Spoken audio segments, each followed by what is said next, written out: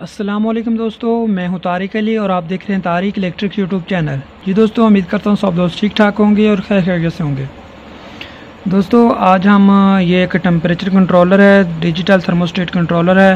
तो इस पे हम बात करेंगे W1209 DC 12 volt digital thermostat.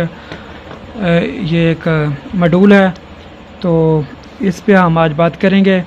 तो ये इसके साथ सेंसर लगा होता है, ये वाला, और इसको आपने 12 वोल्ट से ये ऑपरेट होता है। ये देखें, ये ग्राउंड और इधर 12 वोल्ट, और इधर आपने इसको K1 और K0 से कोई भी आपने इनपुट दे के और आउटपुट लेनी है, फेस या न्यूट्रल, या आपने DC लोड लेना है तो वो। तो इस पर ज़्यादा जो लोड नहीं आप डाल सकते, ये उसके ऊपर रिले के ऊपर उन्होंने लिखा हुआ है। 120 वोल्ट हैं तो 10 एम्पेयर, 240 वोल्ट हैं तो 5 एम्पेयर, और 14 वोल्ट के लिए आप 20 एम्पेयर इसमें से यूज़ कर सकते हैं। ये AC, DC नहीं।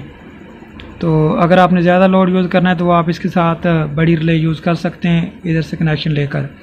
दोस्तों, वीडियो आगे शुरू करने से पहले जिन दोस्तों ने अभी तक हमारे चैनल को सब्सक्राइब नहीं किया, हमारे चैनल को सब्सक्राइब कर दें और साथ बेल के बटन को ऑन कर दें ताकि हर नई आने वाली वीडियो की नोटिफिकेशन आपको मिल सके। दोस्तों, इसको आप मुख्तलिफ सर्किटों में यूज़ कर सकते हैं। आप इसको हीटर के लिए भी यूज़ कर सकते हैं, आप इसको कूलिंग के लिए भी यूज़ कर सकते हैं। इसमें दोनों ही ऑप्शन मौजूद हैं। तो ये आप अपने कूलर पंखे के साथ, अपनी फ्रिज को इसके साथ कंट्रोल कर सकते हैं। आप इसको छत वाले पंखा कंट्रोल कर सकते हैं। इसके साथ आप बल्ब कंट्रोल कर सकते हैं। कोई भी टेम्परेचर के साथ आपने कोई भी चीज़ इसके साथ कंट्रोल करनी है तो आप बिल्कुल आसानी के साथ इसके साथ कंट्रोल कर सकते हैं। तो ये बेहतरीन चीज़ है। तो ये तकरीबन इतना महंगा भी नहीं, ये तकरीबन आपको 230 रुपये या 250 रुपये में, ज़्यादा ज़्यादा 300 रुपये में मिल जाएगा। हर कोई इसको अलग-अलग प्राइस में सेल कर रहा है। तो ये बेहतरीन चीज़ बनी है। ये ऑनलाइन भी आपको किसी भी वेबसाइट से मिल सकता है। तो आपको अगर किसी चीज़ में यूज़ करना है तो आप ये यूज़ कर सकते हैं। ये बेहतरीन चीज़ है।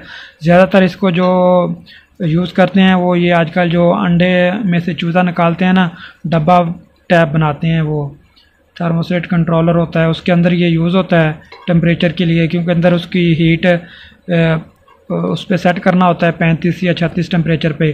तो जैसे ही उन्होंने 36 पे इसको सेट किया होता है, तो जैसे 36 से टेम्परेचर नीचे आना लगता है तो ये दोबारा फिर उसको बल्ब को ऑन करा देता है, और जितना इस पर टारगेट दिया होता है उसके हिसाब से पूरा टेम्परेचर करके दोबारा ये फिर बल्ब को ऑफ़ करा देता है।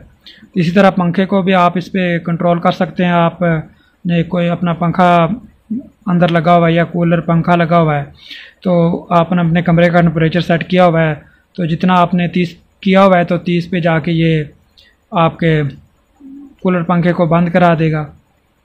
और जैसे ही टेम्परेचर फिर ज़्यादा होगा, अंदर कमरे में ज़्यादा होना शुरू होगा, दोबारा ये आपके एयर कूलर को ऑन करा देगा, और जब जैसे आपका टेम्परेचर पूरा होगा दोबारा उसको ऑफ़ करा देगा। तो इंशाल्लाह अगली वीडियो में हम इसका पैरामीटर भी देखेंगे इसकी, और इसकी मुकम्मल सेटिंग भी देखेंगे, और इसकी रीस्टोर जो होता है ये भी इसकी मुकम्मल सेटिंग देखेंगे। तो जी दोस्तों, उम्मीद करता हूँ आपको आज की ये छोटी सी वीडियो पसंद आई होगी। अगर वीडियो पसंद आई है तो भाई मेरी वीडियो को लाइक कर दें और अपने दोस्तों के साथ शेयर करें। अगर आपका कोई भी सवाल है तो मेरे व्हाट्सअप नंबर पे आप पूछ सकते हैं। जी दोस्तों, इजाज़त दें, इंशाल्लाह मिलते हैं अगली वीडियो में किसी और टॉपिक के साथ। अल्लाह हाफिज़।